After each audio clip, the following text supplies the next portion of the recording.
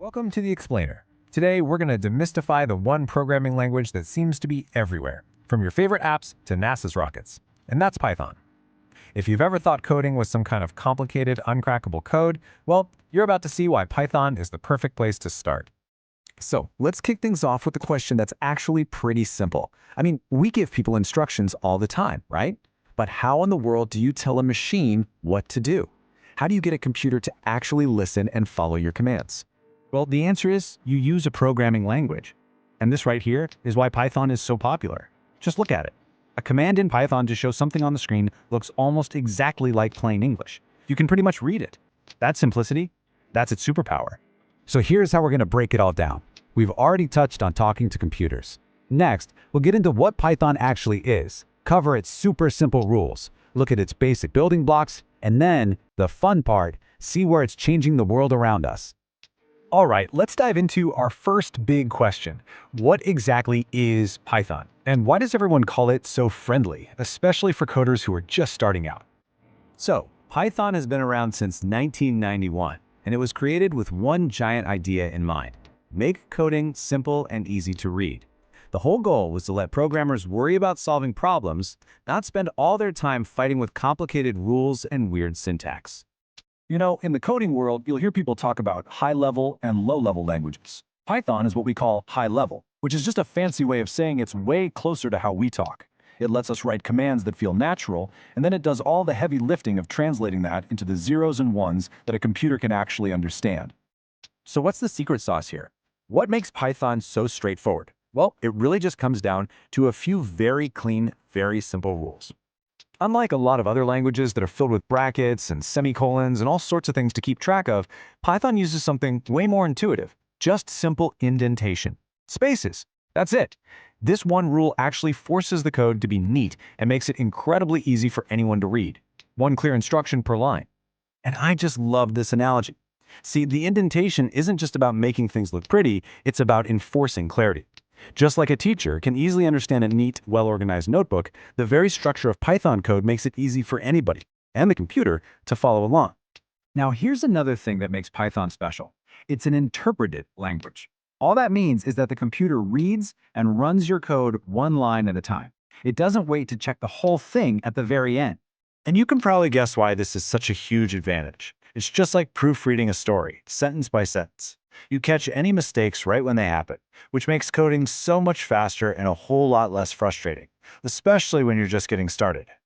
Okay, so now let's get into the basic building blocks. Because really, every Python program out there, no matter how complex it looks, is built using just a handful of core tools. First up, we've got something called a variable. The easiest way to think about it is as a little container for a piece of information. You can store a name, like Rahul, or a number, like 12, and you just give it a label so your program can find it and use it later on. And yep, it's really that simple. Just picture a box, you put a label on it, and you put one piece of information inside. That's a variable. But, a program that just holds information isn't very interactive. You need to be able to talk to it, and that's where input and output come in. Your code can ask you for information, that's the input, and then it can display a result back to you, that's the output. It's really that simple. Input and output are what turn a static script into a dynamic, two-way conversation between you and the computer. So now your program can get information. What does it do with it? Well, this is where your code needs to start making decisions. By using a really simple if statement, you tell the program to do something only if a certain condition is true. For example, if a user's age is 12 or more, then you print, "You can play this game." And the logic here is exactly how we think in our everyday lives. If one thing is true, then something else can happen. This simple if-then structure, it's the absolute heart of all programming logic. Okay, but what if you need to make that same decision not just once, but maybe 1,000 times? You're not going to write the code 1,000 times. This is where the final and maybe the most powerful building block comes in: the loop. It lets you repeat a task over and over and over again. It's all about automation. Think about it like practicing your times tables. You repeat the same process again and again to get the right answer. A loop does the exact same thing for a computer, and in doing so, it saves an incredible amount of time and effort. It's the key to making computers do the boring, repetitive work for us. Okay, so we've got variables, decisions, and loops. But Why does any of this matter? Let's take a look at where these simple tools are being used to build the actual world around us. The answer is pretty much everywhere. Python is a huge part of what makes Google and YouTube run. It's the #1 choice for scientists who are analyzing massive amounts of data. It's the language that powers cutting-edge artificial intelligence, and it even tells robots what to do. It's a true powerhouse. And when you put it side by side with other programming languages, it becomes so obvious why Python is taking over. It's just easier to learn, you can get more done with less code, and it's incredibly friendly for beginners. And that's exactly why it's become the go-to language in so many schools and universities. So when you boil it all down, Python is really the ultimate bridge. It connects our ideas with the computer's incredible power. It's just the simplest way we've found so far to translate human logic into machine action.